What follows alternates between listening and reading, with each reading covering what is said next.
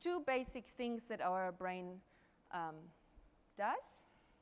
And you need to think, I told you that we never activate the entire brain at once. We always activate so-called neuronal networks or circuits. So parts of the brain are active together and they form like a group of co-workers. It's like the brain is in a certain state, you could say, attuned to a certain task.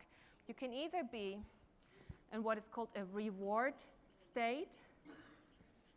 What is a reward state? That's when you are happy, you meet people you like, you're eating chocolate. Whenever you experience pleasure and are engaging in something where you're having fun, the reward state kicks in. It's a part of our brain. I give it for those of you who love details. Nucleus accumbens. That's the structure in the brain and the limbic system where dopamine will be released.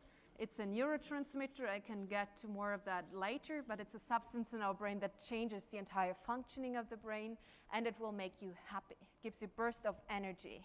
So whenever you have a positive experience, the reward center will kick in. Interestingly enough, let's say somebody tells you, great job, well done in that session, loved what you did in that presentation. That will kick your reward center up. Same thing if you take drugs, it's the very same reaction. So it's, and I'm not saying you guys take drugs and have any experience of that, but usually the principle with drugs is you need more of the same thing to get the same result.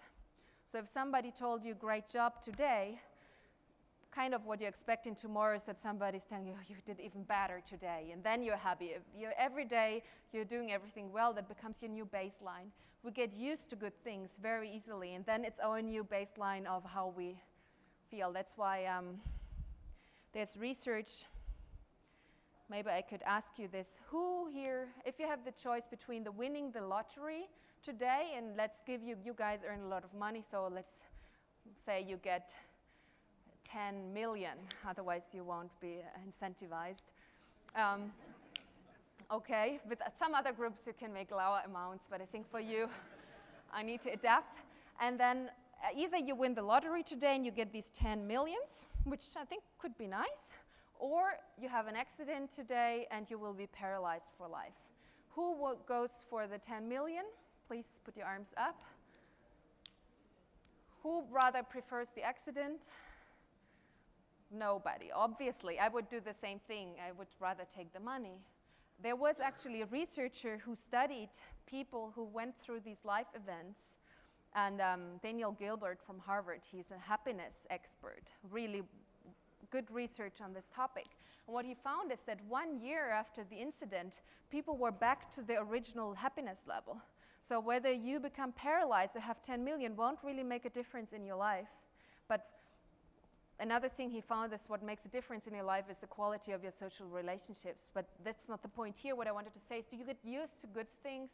You also get used to bad things. But after a while, once you have the 10 million, and then you move to a new neighborhood and you build a swimming pool and you send your kids to American Harvard, Yale education, suddenly all your neighbors do the same. You compare yourself to these neighbors and it becomes your new normal.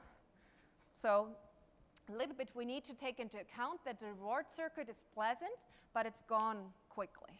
You get used to good stuff, which doesn't mean that you have to avoid it, just that you should know that when you give feedback to people and you create a positive environment, suddenly this becomes the new baseline for you as a leader.